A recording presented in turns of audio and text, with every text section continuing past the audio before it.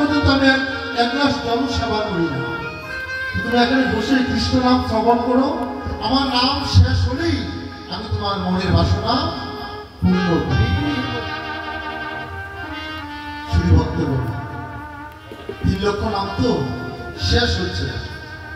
সকাল হয়ে গেল, লক্ষহীরা চলে গেল। আবার দ্বিতীয় রাত্রে আসলেন। দ্বিতীয় রাত্রে এসে বলছে, এই হরিদাস, তুমি তো আমার মনের ইচ্ছা পূর্ণ করলে না, আজকে আমার মনের বাসনা তোমাকে পূর্ণ করতেই হবে। বলছে, মা তুমি এক কাজ করো, কাল তো পারিনি, আজকে অবশ্যই করবো। আমি আজকে নামটা তাড়াতাড়ি করবো। তুমি এখানে বসো, বসে বসে তুমি কৃষ্ণ নাম শ্রবণ করো। তাকে কি বললেন? শ্রবণের কথা বললেন। তোমার এই কর্ণ দিয়ে কান দিয়ে তুমি কৃষ্ণ নাম শ্রবণ করো। শ্রবণ করছি। এই দ্বিতীয় রাত্রেও সকাল হয়ে গেল, কিন্তু দেহ ভোগ করতে পারল না। জমিদার তো রেগে গেলেন। কি ব্যাপার? তোমার নাম লক্ষহীরা, তুমি পারছো না একটা সাধারণ একটা হরিদাসের চরিত্র নষ্ট করতে? ভক্তগণ কি করলেন? বলছে, আজ রাত্রি হরিদাসের চরিত্র নষ্ট করবে। লক্ষহীরা প্রতিজ্ঞা করেছে, আজ চরিত্র নষ্ট না করে আমি ফিরিয়ে আসবো না। তৃতীয় রাত্রে গেলেন, কি বলছে, এই হরিদাস, আজকে তুমি নাম টাম করতে পারবে না, আগে আমার চাহিদা মেটাও, আগে আমার মনের বাসনা পূর্ণ করো, তারপর তোমার নাম করো, হরি নাম করো, যা খুশি যা মন চায় তুমি তা করো। বলছে, মা বুঝতে পেরেছি, তোমার কষ্ট হয় সারা রাত্র বসে থাকতে থাকতে। আচ্ছা, আমিও তোমাকে কথা দিলাম, আজ তোমার মনের বাসনা আমি পূর্ণ করব। তোমার সকল মনের বাসনা আমি আজ পূর্ণ করব। তবে তোমাকে একটা কথা বলি, মা, তোমাকে একটা কথা বলি, তোমার তো একা একা বসে থাকতে কষ্ট হয়, তুমিও আজকে আমার নাম আমার সাথে সাথে হরে কৃষ্ণ কৃষ্ণ কৃষ্ণ হরে হরে, হরে রাম রাম রাম হরে হরে, এই মধুমাখা কৃষ্ণ নাম তুমি একবার জপ করো। তুমিও নাম করো, দেখবে তোমারও নাম, তোমার সময় কেটে যাবে, আমারও নাম ভুলে যাবে, তারপর তোমার মনের বাসনা পূর্ণ করবে। শুধু ভক্তগণ কি করলেন? হরিদাস নাম করছে। হরিদাস যখন নাম করছে, লক্ষহীরাও হরি নাম করছে। যখন গভীর রাত্র হয়ে গেল, মা বলছে না যে কৃষ্ণ নামে, এই মধুমাখা হরির নামে পাষাণ হৃদয় গলে যায়। জানেন তো, এই মধুমাখা কৃষ্ণ নামে ওই পাষাণ পাথর গলে যায়, পাষাণ হৃদয় গলে যায়।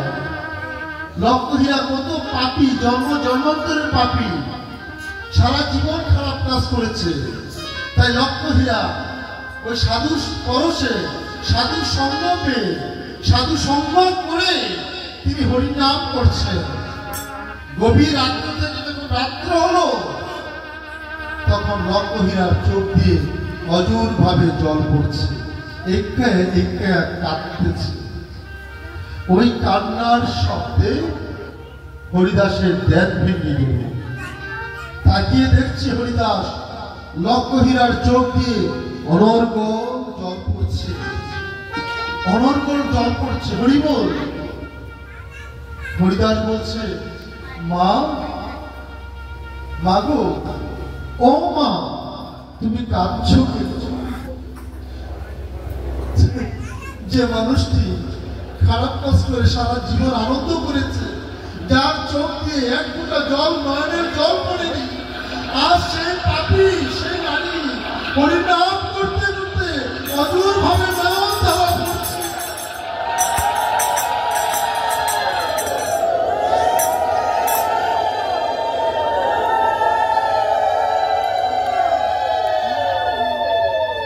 ভক্তগণ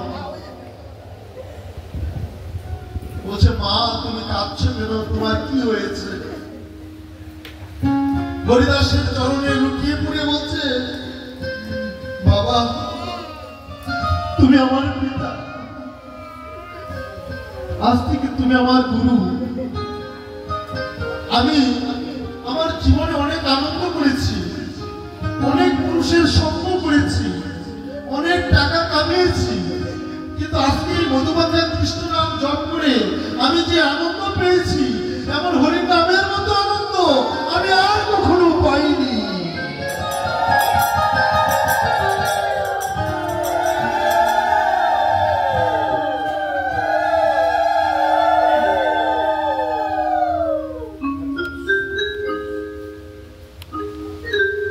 আমাকে কৃপা করো, আমায় বলে দাও। খুব কষ্ট হচ্ছে লক্ষ্মীর কথা বলতে, কণ্ঠ স্তব্ধ হয়ে গেছে। কাঁদতে কাঁদতে মায়েরা হরি বল, মায়েরা কাঁদতে কাঁদতে হরিদাসে ওই লক্ষ্মীরার কণ্ঠ স্তব্ধ হয়ে গেছে, মুখ দিয়ে কথা বেরোচ্ছে না। বলছে, বাবা আমি বহু জন্মের অপরাধী, তুমি বলতে পারো, তুমি বলতে পারো আমার মতো পাপী কিভাবে উদ্ধার পেতে পারি? হরিদাস বলছে, মা দেখো এই জগতে আমার কেউ নেই। ছোটবেলায় আমি মাকে হারিয়েছি, ছোটবেলায় আমি আমার বাবাকে হারিয়েছি। আমি প্রাণ ভরে বাবাকে বাবা বলে ডাকতে পারিনি, মাকে মা বলে ডাকতে পারিনি। এই জগতে যার মা নেই, এই জগতে যার বাবা নেই, সে জানে বাবার যন্ত্রণা, বাবার কষ্ট, বাবার ব্যথা, না পাওয়ার যন্ত্রণা সে জানে। যেদিন তোমাকে দেখেছি সেদিন আমি তোমাকে মারূপে ধরেছি আর প্রাণ গোবিন্দের কাছে প্রার্থনা করেছি, প্রভু আমি সংসার ছেড়ে আমি বনে জঙ্গলে এসে হরি নাম করছি, তুমি আমার কাছে এমন একটা পরীক্ষা পাঠালে, লক্ষ্মীরাকে পাঠালে। আজ থেকে লক্ষ্মী আমার মা, তোমার রাতুল চরণে আমার এই প্রার্থনা। আমার যদি কিছু পুণ্যি থেকে থাকে, আমার যদি কিছু পুণ্যি সঞ্চয় থাকে, আমি যদি কখনো তোমাকে হাগুমৃত্যু বলে ডেকে থাকি, আমি যদি কখনো তোমার চরণে আমার নয়নে দুমুঠা জল যদি ফেলে রেখে থাকি, তাহলে ওই লক্ষ্মীরার সমস্ত পাপ তুমি মোচন করে দেবে। শুধু ভক্তগণ,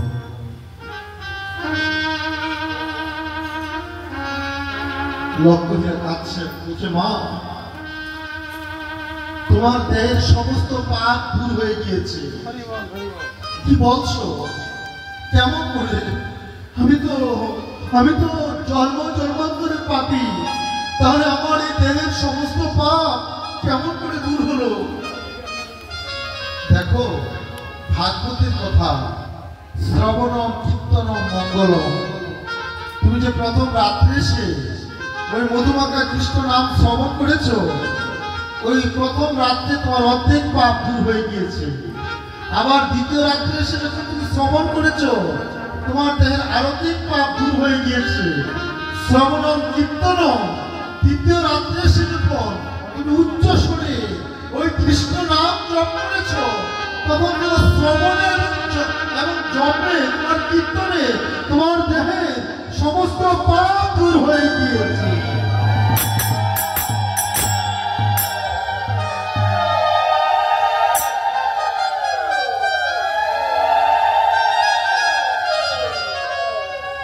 কি বলছো? সত্যি সত্যি আমার দেহের সমস্ত পাপ দূর হয়ে গিয়েছে। তাহলে আমি এখন কি করব? আমায় বলে দাও, আমার কি করণীয়? গুরুর কাছে শিষ্যের প্রশ্ন। শিষ্যের উচিত গুরুকে শত শতবার প্রশ্ন করা, গুরুদেব বিনীতভাবে, গুরুদেব আমি কি করব? আমি এই সংসার জগতে শান্তি পাচ্ছি না কেন? আমি কি করলে এই সংসার জগতে শান্তি পাবো? আমি কষ্ট পাচ্ছি কেন? আমি স্ত্রী পুত্র স্বামী সন্তানের যন্ত্রণায়, অভাব অনটনের যন্ত্রণায়, আমার দেহের রূপসুখের যন্ত্রণায় আমি কষ্ট পাচ্ছি। গুরুদেব আমি কি করলে আমি মুক্তি লাভ করতে পারবো? আমায় বলে দাও।